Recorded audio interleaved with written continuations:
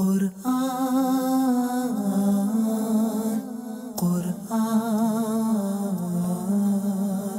قرآن کی روشنی قرآن کی روشنی۔ الحمدللہ رب العالمین والصلاة والسلام علی سید المرسلین، اما بعد فاعوذ باللہ من الشیطان الرجیم، بسم اللہ الرحمن الرحیم۔ الصلاة والسلام علیکہ یا رسول اللہ وعلی آلکہ واصحابکہ یا حبیب اللہ۔ الصلاة والسلام علیکہ یا نبی اللہ وعلی آلکہ واصحابکہ یا نور اللہ۔ بیٹھے اسلامی بھائیوں اور مدنی چینل کے ناظرین، سلسلہ شان نزول لے کر ایک بار پھر آپ کی خدمت میں حاضر ہوئے ہیں۔ اللہ کریم رب العزت جل وعلا ہم سب کو قرآن اور حدیث طیبہ کے مطابق زندگی بسر کرنے کی توفیق عطا فرمائے۔ اللہ کے پیارے رسول صلی اللہ تعالی علیہ وآلہ وسلم کا فرمان عالی شان ہے کہ جو شخص جمعۃ المبارک کے دن میری ذات پر 100 مرتبہ درود شریف پڑھتا ہے، اللہ تبارک و تعالی اس آدمی کی 100 مرادوں کو پورا فرما دیتا ہے، اس کی 100 حاجتیں پوری فرماتا ہے، اور وہ 100 حاجتوں میں سے 70 حاجتیں اس کی آخرت کی پوری فرماتا ہے، اور 30 حاجتیں اس کی دنیا کی پوری فرماتا ہے۔ صلو علی الحبیب صلی اللہ تعالی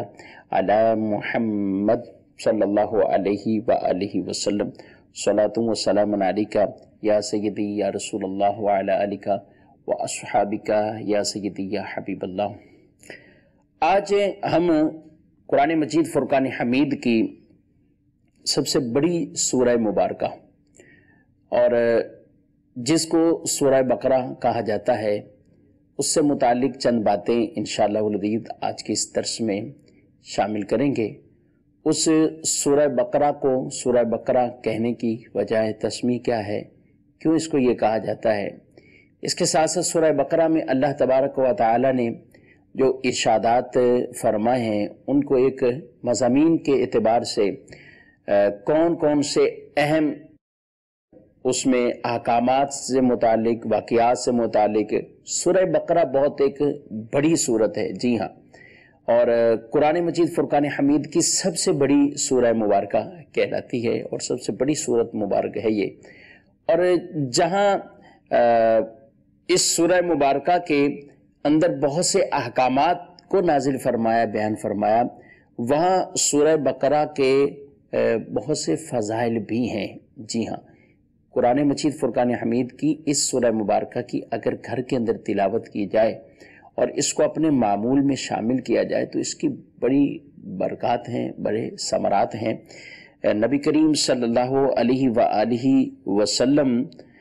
کی ایک حدیث مبارک ہے، آپ صلی اللہ علیہ وآلہ وسلم نے ارشاد فرمایا، قرآن پاک کی تلاوت کیا کرو، کیونکہ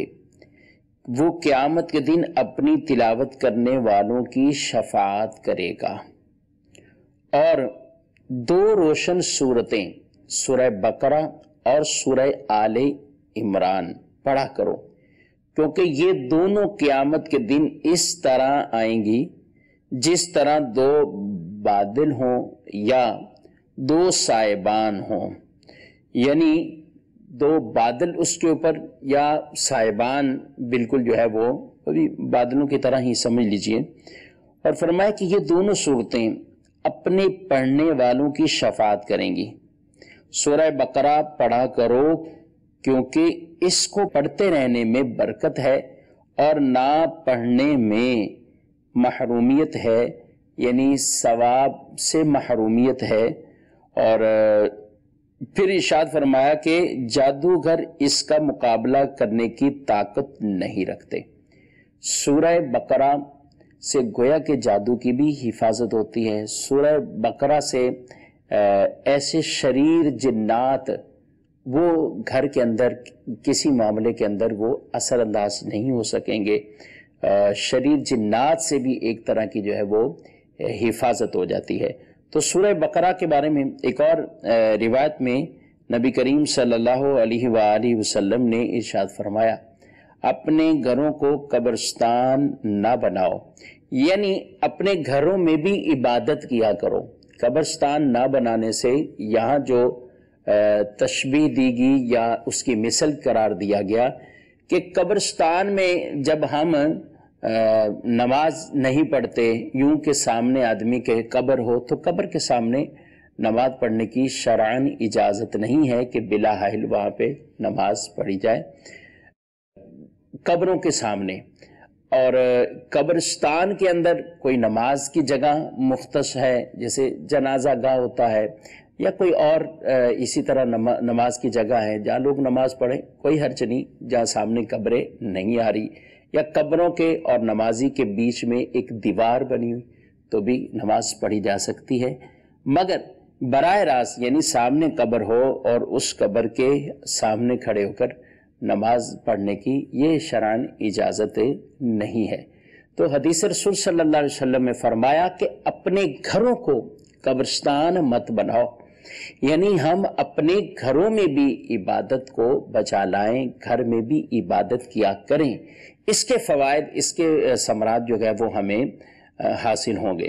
اس کے کئی ثمرات ایسے ہیں، ثواب تو ثواب ہے لیکن دنیاوی اعتبار سے اس میں بہت سے ہمیں فوائد حاصل ہو جائیں گے۔ اس کا ایک فائدہ یہ ہے کہ اپنی اولاد پر اچھے اثرات مرتب ہوتے ہیں کہ انسان جب اپنے گھر میں بھی نماز پڑھنے کو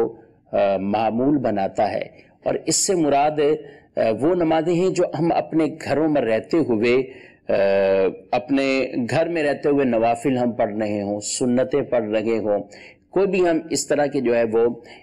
عبادت کا معاملہ بچا لا رہے ہوں، تو یہ انشاءاللہ اس کے جو ہے وہ گھر والوں پہ بھی اچھے اثرات اور اچھے فوائد جو ہیں وہ ہمیں حاصل ہوں گے۔ تو نبی کریم صلی اللہ علیہ وآلہ وسلم نے ارشاد فرمایا کہ تم اپنے گھروں کو قبرستان نہ بناؤ، اپنے گھروں کو قبرستان نہ بناؤ۔ پھر ارشاد فرمایا اور شیطان اس گھر سے بھاگتا ہے جس میں سورہ بقرہ کی تلاوت کی جاتی ہے، یعنی جس گھر کے اندر سورہ بقرہ پڑھی جائے، اس کی تلاوت کی جائے، شیطان اس گھر سے ہی گویا کہ رخصت ہو جاتا ہے، اس گھر سے بھاگ جاتا ہے، اور اس گھر میں رہنے والے شیطان کے ان شرور سے وہ محفوظ ہو جاتے ہیں۔ نبی کریم صلی اللہ علیہ وسلم کی ایک اور حدیث مبارک اس بارے میں ارشاد فرمایا کہ جو شخص رات کو سورہ بقرہ کی آخری 2 آیتیں پڑھ لے گا، جو شخص رات کو سورہ بقرہ کی یعنی آخری 2 آیتیں پڑھ لے گا،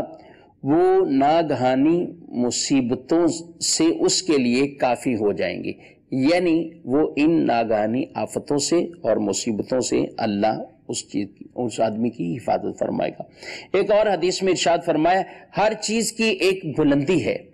اور قرآن کی بلندی سورہ بقرہ ہے، قرآن کی بلندی سورہ بقرہ ہے۔ فرمایا اس میں ایک آیت جو قرآن کی تمام آیتوں کی سردار ہے، قرآن کی تمام آیتوں کی سردار ہے، وہ آیت الکرسی ہے۔ یعنی سورہ بقرہ کے اندر اتنی زیادہ فضیلتیں ہیں،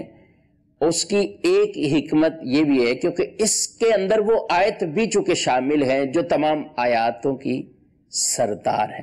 وہ آیت الکرسی ہے۔ اور آیت الکرسی کے الگ سے نبی کریم صلی اللہ علیہ وسلم نے اتنے فضائل اور فضیلتوں کو، ثواب کو، ان کو جو ہے وہ بیان فرمایا ہے۔ انشاءاللہ آیت الکرسی کی بھی ایک فضیلت اور مزید آگے جو ہے وہ بیان کروں گا۔ ایک اور حدیث سورہ بقرہ سے متعلق فرمایا جس نے دن کے وقت اپنے گھر میں سورہ بقرہ کی تلاوت کی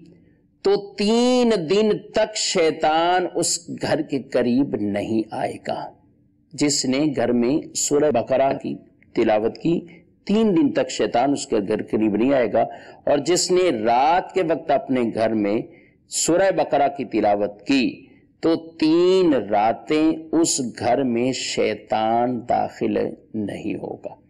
تو یہ بہت ہی بابرکت صورت ہے۔ عام طور پہ کبھی کسی کو کہا جاتا ہے کہ سورت کی تلاوت کریں، یا کسی کے گھر میں کوئی ایسے معاملات چل رہے ہوں اور بعض اوقات ان کو بطور وظیفہ بھی کوئی کہے کہ سورہ بقرہ اس میں پڑھیں، تو وہ آدمی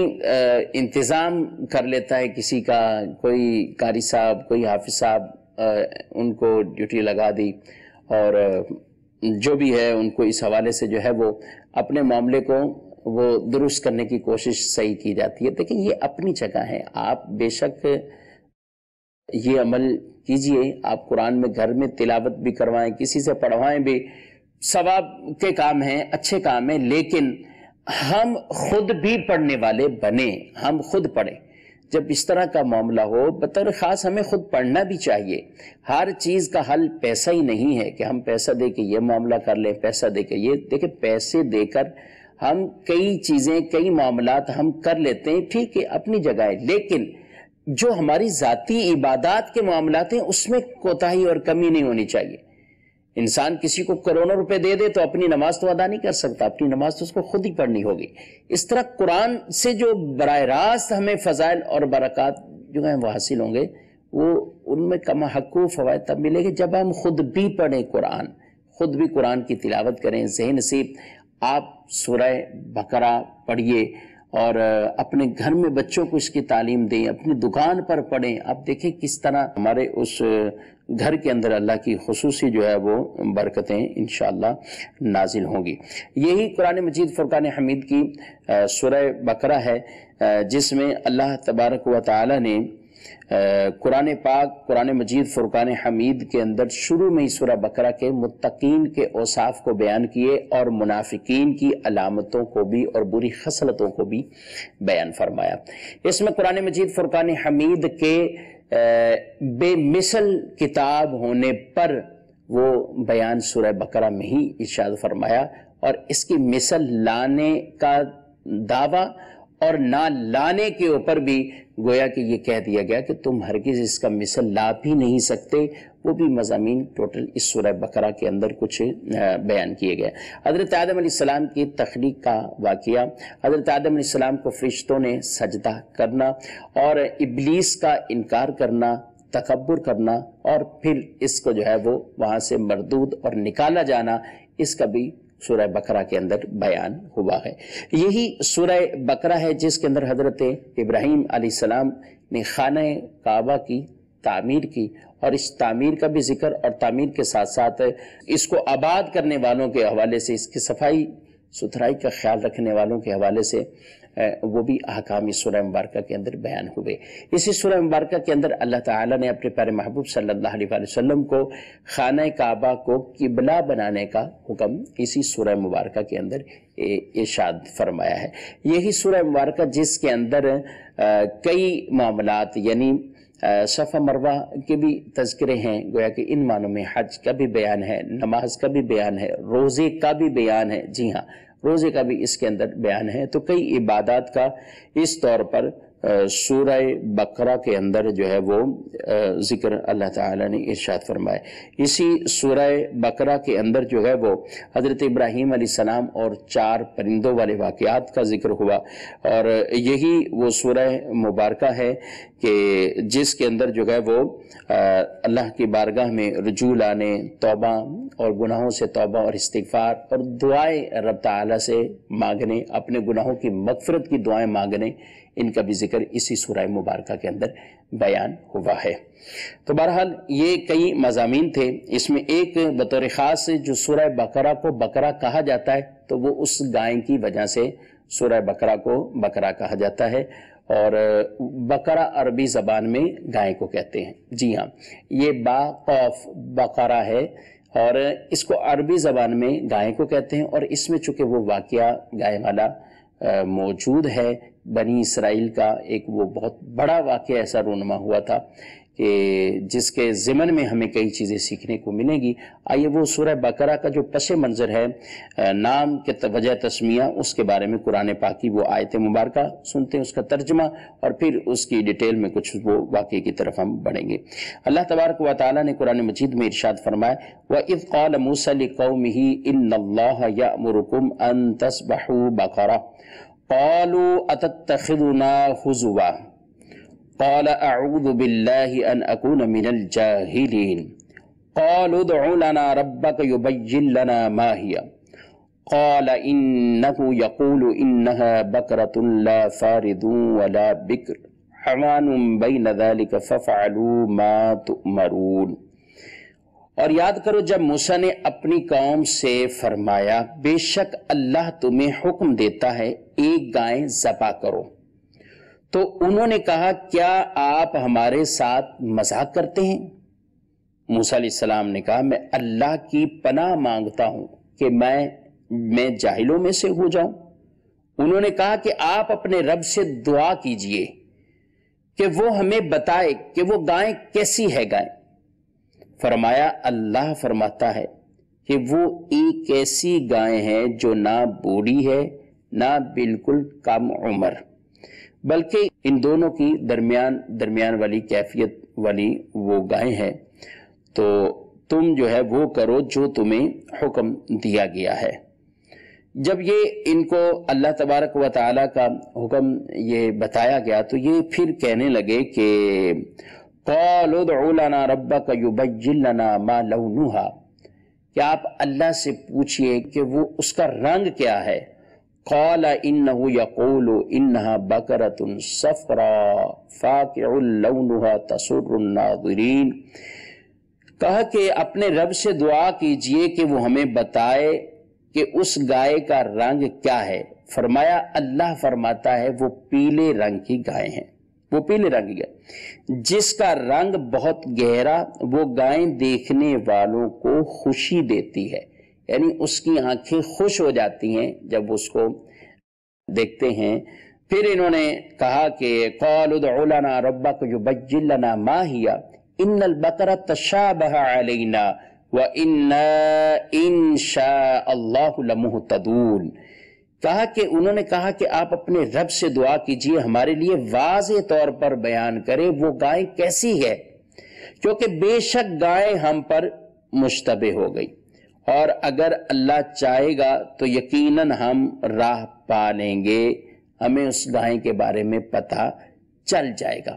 پھر اس کے بعد جو آیات مبارکہ مزید جن میں ان کے اسی واقعے کو حکایت کو بیان کیا گیا، تو اللہ تعالیٰ نے آگے پھر ان کے لیے ارشاد فرمایا قال انه يقول انها بقرة لا ذلول تثير الارض ولا تسقي الحرث مسلمة لا شية فيها قالوا الآن جئت بالحق فذبحوها وما كادوا يفعلون، اور کہا کہ موسیٰ علیہ السلام نے فرمایا اللہ فرماتا ہے وہ ایک ایسی گائے ہے جس سے یہ خدمت نہیں لی جاتی کہ وہ زمین میں ہل چلائے، اور نہ وہ کھیتی کو پانی دیتی ہے، بالکل بے عیب، اس میں کوئی داغ نہیں۔ یہ سن کر انہوں نے کہا کہ اب آپ ٹھیک اس کی وضاحت اور بالکل صحیح بات لائے ہیں۔ پھر انہوں نے اس گائے کو ذبح کیا، حالانکہ وہ ذبح کرتے معلوم نہ ہوتے تھے، یعنی اس قدر سوال جواب اور اس کے بعد پھر وہ گائے کی تلاش میں نکلے۔ معاملہ یہ ہوا کہ مدنی کے ناظرین بنی اسرائیل کے کسی کا جو ہے وہ قتل کا معاملہ ہو گیا۔ جب یہ قتل کیا گیا تو اس وقت انہوں نے اس کے قاتل کے بارے میں معلومات لینا چاہی، تو اس پر حضرت موسیٰ علیہ السلام کے پاس پہنچے اور کہا کہ آپ ہمیں قاتل کے بارے میں کچھ ایسی اطلاع دیں، آپ اللہ سے پوچھئے اور ہمیں قاتل کے بارے میں کچھ بتا دیں۔ تو اللہ تعالیٰ کا انہیں حکم ہوا کہ تم ایک گائے کو ذبح کرو، اور گائے کو ذبح کر کے اس کے گوشت کا ایک ٹکڑا جو ہے وہ اس میت پر، اس مردے پر مارو۔ جب تم ایسا کرو گے تو وہ خود اٹھ کر تمہیں بتائے گا کہ مجھے قتل کس نے کیا۔ آپ کی یہ بات سن کر وہ لوگ ہنسنے لگ گئے اور کہتے ہیں موسیٰ آپ ہم سے مذاق کر رہے ہیں۔ آپ نے کہا میں مذاق کروں؟ کہ میں ڈرتا ہوں کہ میں اللہ کی پناہ مانگتا ہوں میں جاہلوں میں سے ہو جاؤں، یعنی جو مذاق کرنے والے، مسخری کرنے والے، آپ نے اس سے پناہ مانگی کہ میں تمہیں یہ ایسا کیوں کہوں گا۔ پھر انہوں نے کہا کہ آپ ہمیں بتائیں پھر وہ گائیں کون سی گائیں ہیں۔ ان کو پہلے بتایا گیا کہ وہ گائے اس نشانی کی، سلامت کی۔ پھر کہنے لگے اچھا اس کا رنگ کیا ہوگا، پھر ان کو رنگ بتایا کہ وہ پیلی رنگ کی ہوگی، لوگ اس کو دیکھیں گے تو ان کی آنکھیں ٹھنڈی ہو جائیں گی۔ پھر بتایا کہ ہمیں پھر بھی نہیں سمجھ آ رہی، بہت مشتبہ ہوگی یہ گائے، آپ ایسا کیجئے اللہ سے آپ عرض کر دیں، کہہ دیں کہ آپ اللہ ہمیں واضح واضح بتا دیں تو ہم پھر ہی کچھ کر پائیں گے۔ تو اس بار انہوں نے انشاءاللہ بھی کہا،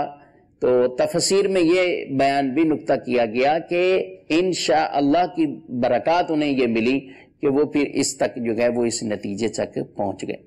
منشان کے ناظرین، جب انہوں نے بارہا یہ سوال کیے اور وہ ان سے پوچھتے رہے، اور پھر اللہ تبارک و تعالیٰ نے بھی انہیں واضح طور پر جب ان چیز کا بیان کر دیا اور انہیں ارشاد فرما دیا کہ وہ گائے ایسی ہوگی اور اس کے اندر یہ علامات ہوں گی، یہ اس کا جو ہے وہ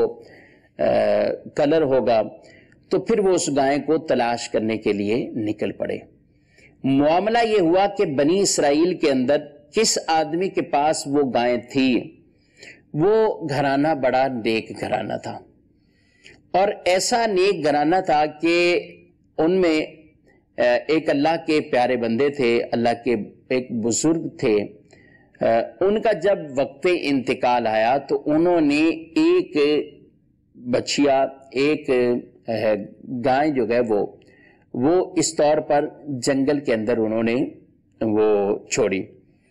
اور وہی ان کا ترکہ تھا، وہی ان کا جو ہے گویا کہ میراث کا ایک طرح کا حصہ تھا۔ اور اللہ کے امانت سپرد کرتے ہوئے یہ کہہ دیا کہ رب العالمین یہ میری امانت میرے آنے والے بچے کی، یعنی میری نسل تک جو ہے وہ یہ پہنچ جائے۔ کہا اس اللہ کے بندے کا انتقال ہوا، اور انتقال ہونے کے بعد اس کے جو بیٹا تھا، جو بچہ پیدا ہوا بعد میں، وہ بڑا ہوا، جب تھوڑا اس عمر تک پہنچتا ہے تو اس کے حوالے سے ان کی والدہ نے انہیں کہا کہ بیٹا تم جاؤ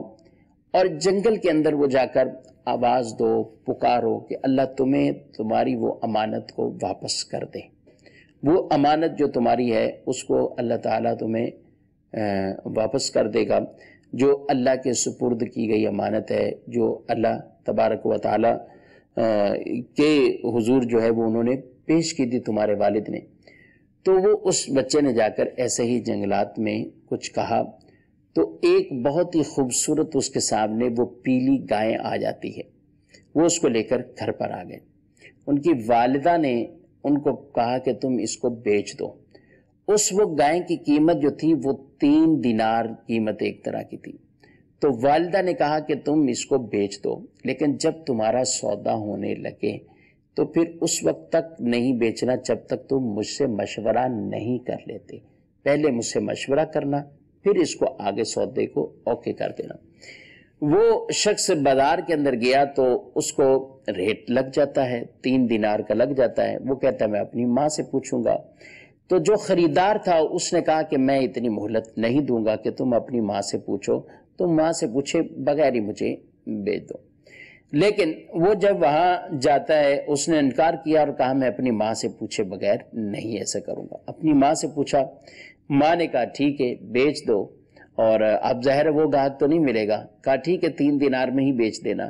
اب وہ دوبارہ پھر مارکیٹ جب گیا تو اس کو وہی گاہک دوبارہ اتفاق سے مل گیا۔ اس نے کہا کہ تم بیچ دو مجھے، اور اس دفعہ میں تمہیں 6 دینار دوں گا، لیکن ماں سے نہیں پوچھنے دوں گا۔ تو اس نوجوان نے کہا، اور لڑکے نے کہا کہ ایسا نہیں ہوگا، میں اپنی والدہ سے پوچھے بغیر ایسا کوئی سودا نہیں کروں گا۔ اگرچہ پروفٹ دگنا ہو رہا ہے، بچت اس میں دگنی نظر آ رہی ہے، اور لیکن پیچھے ایک ماں کا حکم بھی ہے کہ مجھ سے پوچھے بغیر سودا نہیں کرنا۔ ان باتوں سے ہم یہ چیزیں بھی سمجھنے کی کوشش انشاءاللہ آخر میں کریں گے کہ والدین کے ایسے احکامات، والدین کی ایسی باتیں اگر آدمی مانتا ہے تو اس کے اندر اس کو کتنے ثمرات اور کتنے اس کو جو ہے وہ برکتیں اس میں نصیب ہو جاتی ہیں۔ خیر، وہ اس کو جو ہے وہ اس نے کہا نہیں، میں ماں سے جو ہے وہ پوچھے بغیر نہیں بیچوں گا۔ وہ پھر ماں کی طرف رجوع کیا، میں ماں سے ہی پوچھتا ہوں۔ تو جب انہوں نے دوبارہ اپنی والدہ سے پوچھا تو والدہ سمجھ گئی، نیک خاتون تھی، کہا یہ ضرور کوئی اللہ کا ولی ہو سکتا ہے۔ تو اب انہوں نے اس طور پر جب والدہ ان کی سے پوچھنے کے بعد جب والدہ نے کہا کہ بیٹا اس دفعہ تم بیچنے جب جاؤ تو صرف ریٹ ہی نہیں لگوانا بلکہ اس سے مشورہ کرو، وہ ضرور کوئی اللہ کا یا فرشتہ ہی ہوگا جو تم سے یہ آزمائش کر رہا ہے، تو تم اس کو جا کر جو ہے وہ کہنا کہ ہمیں مشورہ دو کہ ہم ابھی بیچ دیں نہ بیچیں کیا کریں، تو وہ تمہیں مفید مشورہ دے گا۔ بالآخر انہوں نے ان کو جو ہے وہ دوبارہ جاتا ہے اور وہی شخص کو مل جاتے ہیں، انہوں نے مشورہ کیا تو انہوں نے کہا اس کو مت بیچو۔ کہا مت بیچو، یہ تمہیں اتنا نفع دے کے جائے گی، اتنا نفع دے کے جائے گی کہ بنی اسرائیل کے لوگ ایسی گائیں تلاش کرنے کے لیے نکلیں گے حتیٰ کہ اس کے وزن کے برابر یعنی اس کے کھال کے اندر تمہیں سونا بھر کے دیا جائے گا اور اس گائے کو وہ خرید لیں گے۔ چند کے ناظرین، یہ حیرت والی بات، اور ایسا ہی ہوا کہ ایک وہ طویل عرصہ جو ہے وہ کچھ عرصہ گزر تو جاتا ہے، بظاہر عام آدمی سوچنے والا یہ سوچے یار ماں نے مجھے روک دیا، 3 دینار قیمت تھی، 6 دینار مجھے مل رہی تھی، 6 دینار سے بھی زائد مجھے مل رہے تھے، لیکن ماں کی وجہ سے یہ سودا میرا کینسل ہوا یا سودا نہ ہو سکا۔ اور آدمی یہ طرح طرح کے شکوک پال لیتا ہے، آج کل بھی ایسا ہوتا ہے، لیکن دیکھیے اس کی برکت کتنی ملی بنی اسرائیل کے اس نوجوان کو جب انہوں نے اپنے پاس رکھا، اور ایک وہ وقت آیا کہ گائے کو تلاش کرنے کے لیے بنی اسرائیل کے لوگ وہ دوڑے دوڑے پھر رہے تھے، چونکہ وہ بہت بڑا امیر آدمی تھا جس کا یہ قتل کا معاملہ ہوا ہے، اور اللہ کا ہی اس پر حکم آ گیا تھا کہ گائے کا جو ہے وہ گوشت اس کو مارا جائے گا تو یہ زندہ ہو جائے گا اور بتائے گا کہ میرا قاتل کون تھا۔ تو بہرحال بنی اسرائیل کے لوگوں نے جب تلاش میں نکلے اور وہی نشانیاں کہ اس سے کوئی حل نہیں چلایا جا رہا ہوگا، اس کے کوئی مشقت والا کام نہیں کیا جا رہا ہوگا، وہ پیلے کلر کی ہوگی، خوش کرنے والی ہوگی، اس کی رنگت دیکھ کر خوشی داخل ہو جائے گی، یہ ساری چیزیں، یہ سب معاملات جو ہیں وہ جو نشانیاں تھیں وہ دیکھی تو اس گائے کے اندر موجود تھی۔ تو جب انہوں نے اس سے ریٹ مانگا کہ گائے کتنے کی ہم نے دینی، تو کہا کہ اس کی کھال کے اندر سونا اتنا بھر کر، یعنی گویا کہ اس کے وزن کے برابر سونا چاہیے، تو وہ ان لوگوں نے اتنی بھاری قیمت ادا کرنے کے ساتھ اس گائے کو خرید لیا۔ اب یہاں انہوں نے تو خریدا، اور جس کو یہ پیمنٹ کی گئی، جس کو یہ سونا دیا گیا، اب غور کیجئے، ایک اس میں یہ بات یہ کہ اللہ والوں کا مال اگرچہ تھوڑا ہو لیکن اس میں اللہ برکت کیسی فرما دیتا ہے۔ میراث ترکے میں تھے ایک ہی گائے، چھوٹی سی، گویا کہ جو گائے وہ یہ کہیں کہ جائیداد میں سے کیا تھا، یہ گائے اسے ملی، لیکن اس میں اللہ نے برکت کتنی عطا فرما دی۔ اور یہ بھی پتہ چلا کہ جو چیزیں ہم اللہ کے سپرد کر دیں، اللہ کی امانت میں دے دیں، اس میں کتنی برکتیں اور اس کی حفاظت بھی اسی طریقے سے ہو جاتی ہے۔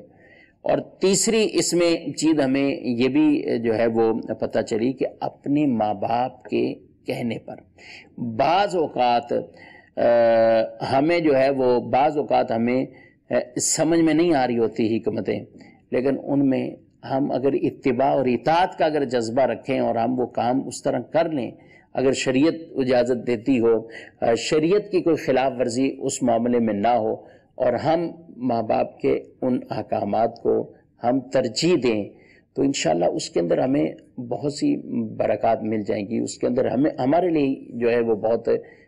فائدہ ہے۔ ماں باپ کبھی اولاد کا برا نہیں چاہتے، ماں باپ ہمیشہ والد اور والدہ یہ دو ایک ایسی ہستیاں ہیں مچر کے ناظرین کہ جو اپنے بیٹے کی ترقی سے ان کے کبھی دل میں ملال نہیں آتا، خوشی داخل ہوتی ہے، یہ خوش ہوتے ہیں۔ اور یہی دو ہستیاں ہیں، یقین کیجئے کہ جو بچوں کی ترقی پر خوش بھی ہوتے ہیں، بچوں کو خوشیاں ملیں، ان کو اگرچہ اس خوشی سے کوئی فائدہ بظاہر دنیاوی کچھ نہ ہوا، لیکن ان کے دلوں میں اور خوشیاں داخل ہوتی کہ ہمارے بچے کے ساتھ یہ معاملہ ہے، اور خوش ہو جاتے ہیں۔ تو ان کی دعائیں لینی چاہیے، ان کی خدمت کرنی چاہیے، تو پھر اس سے ایسے ثمرات بھی جو ہیں وہ حاصل ہوتے ہیں، اور ایسے فوائد بھی جو ہے وہ انشاءاللہ العزیز جو ہے وہ نصیب ہو جاتے ہیں۔ سورہ بقرہ کے حوالے سے یہ وہ واقعہ تھا، قیمتی دنیا کی یہ گائے تھی کہ جس کی وجہ سے اس سورہ مبارکہ کا نام سورہ بقرہ ہے، یعنی گائے والے اس واقعے کی بنا پر اس کا نام جو ہے وہ سورہ بقرہ رکھا گیا، اور کہا گیا کہ یہ قرآن پاک کی سب سے بڑی سورت، اس میں سب سے عظیم آیت، بڑی آیت بھی چکے اسی میں، اور وہ آیت آیت الکرسی ہے۔ جی ہاں، تیسرے پارے کے شروع میں ہی آیت الکرسی ہے، اور یہ وہ مبارک آیت ہے کہ جس کو ہم اگر پڑھ لیتے ہیں فرض نماز کے بعد، اگر اس کو پڑھنے کا معمول بنا لیتے ہیں تو روایت میں بیان کیا گیا اس آدمی کے اور جنت کے درمیان موت ہی حائل ہے، یعنی مرتے ہی اللہ اسے جنت عطا فرمائے، یہ اسے جنت کی عظیم نعمتیں عطا فرمائے کہ جو شخص آیت الکرسی کو فرائض کے بعد پڑھنے کا عادی ہو جاتا ہے، یہ اس چیز کا جو ہے وہ انشاءاللہ بہت اس کی برکات حاصل ہوگی۔ آیت الکرسی یہ بڑی پیاری آیت ہے، اور ہر مسلمان کو تقریباً یہ یاد ہوتی ہے، کرنی بھی چاہیے، یاد رکھنی بھی چاہیے، اور پڑھتے بھی رہنا چاہیے۔ رسول اللہ صلی اللہ علیہ وآلہ وسلم نے ایک مرتبہ حضرت سیدنا ابو ہریرہ رضی اللہ تعالیٰ عنہ کو آپ نے کچھ گندم اور کچھ صدقے کا غلہ وغیرہ بطور حفاظت آپ نے ان کے ہاں پکڑایا، وہ اس کی حفاظت کرتے۔ کہتے ایک رات میں نے دیکھا تو اچانک چور آیا اور وہ بوری کے اندر ایک اس غلے کو بھرنا شروع کر دیتا ہے۔ جب اس نے بھرنا شروع کیا تو میں نے اسے پکڑ لیا، تو اس نے مجھے کہا کہ میں بہت غریب ہوں، میں پریشان ہوں، میرے عیال ہیں، یہ معاملہ ہے، آپ مجھے چھوڑ دو۔ مجھے ترس آیا، میں نے اسے چھوڑ دیا۔ صبح جا کر رسول مکرم صلی اللہ علیہ وسلم کی بارگاہ میں یہ واقعہ عرض کیا، آپ کو بتایا، تو آپ نے فرمایا کل پھر آئے گا۔ ابو ہریرہ کہتے ہیں رضی اللہ تعالیٰ عنہ، میں کل پھر انتظار میں ہو گیا کہ اب پھر وہ آنے والا ہے، میں اس کو پکڑوں گا، اور ایسا ہی ہوا، وہ دوبارہ پھر آتا ہے۔ کہتے ہیں میں نے اسے پکڑ لیا، اس نے پھر اپنا عذر بیان کیا، مجھے ترس آیا، میں نے چھوڑ دیا۔ رسول اللہ صلی اللہ علیہ وسلم کی بارگاہ میں صبح پہنچا تو حضور نے پھر کہہ دیا کہ وہ پھر آئے گا۔ اب تیسری رات کا واقعہ، اور ایسا ہی ہوا، وہ پھر آیا۔ کہتے میں نے پھر اسے پکڑ لیا اور کہا اب نہیں چھوڑوں گا، تو میں رسول اللہ کی بارگاہ میں پیش کروں گا۔ تو اس نے مجھ سے عذر بیان کرتے ہوئے، معافی کرتے ہوئے کہا میں تمہیں ایک فائدے کی بات بتاتا ہوں، اور وہ فائدے کی بات یہ ہے کہ تم قرآن کی آیت آیت الکرسی اگر تم اس کو رات کے وقت پڑھ لو گے تو تمہارے مال پر جو ہے وہ ایک فرشتہ محافظ بن جائے گا، اور تمہیں بالکل اس طرح کے جو ہے وہ کوئی کسی طرح کی پریشانی لاحق نہیں ہوگی، مطلب یہ ہے کہ حفاظت ہو جائے گی تمہاری۔ تو انہوں نے چھوڑ دیا کہ ایک اچھی بات پتہ چل رہی ہے۔ حضور کی بارگاہ میں صبح پہنچے تو کہا یا رسول اللہ صلی اللہ علیہ وسلم رات یہ والا معاملہ ہوا، لیکن ایک اچھی بات ملی تو میں نے اسے چھوڑ دیا۔ تو آپ نے فرمایا کہ بات وہ سچی کر گیا، لیکن تھا بہت بڑا جھوٹا، اور تمہیں 3 راتوں سے جو مل رہا ہے وہ کوئی عام چور نہیں ہے، وہ شیطان تھا جو تمہارے پاس آ رہا تھا، اور ہے بہت جھوٹا لیکن یہ بات سچی کر گیا۔ تو آیت الکرسی کی بڑی فضیلتیں ہیں، ہم اپنے گھروں میں بالکل ضرور حفاظتی جو معاملات ہیں وہ کرنے چاہیے، وہ ساری تدبیریں کریں، پھر ساتھ یہ اوراد و وظائف بھی پڑھا کریں اور اللہ پہ توکل کریں، انشاءاللہ چیزوں کی بھی حفاظت ہوگی، گھر میں بھی برکات ہوں گی، دکان میں بھی انشاءاللہ پڑھیں گے تو اس کی برکات ہیں، نماز کے بعد پڑھیں گے تو اس کی مزید ہمیں یہ برکتیں ملیں گی کہ فرض نماز کے بعد جو آیت الکرسی کو اپنا معمول بنا لیتا ہے، اور اگر کبھی رہ جائے، یاد نہیں رہے فرض کے بعد، تو جو ہم نوافل بھی پڑھتے ہیں اس کے بعد بھی پڑھ لیں گے تو بھی ہمیں یہ فضیلت، یہ برکت اس کی حاصل ہو جائے گی۔ آج جو سورہ بقرہ کے فضائل اور فوائد اور ثمرات ہم نے سنے، اللہ کریم ہمیں اس پر عمل کرنے کی توفیق دے اور ہمیں یہ فوائد اور ثمرات رب تعالیٰ اپنی رحمت سے عطا فرمائے، آمین بجاہ نبی الامین صلی اللہ تعالیٰ علیہ وآلہ وسلم۔ قرآن قرآن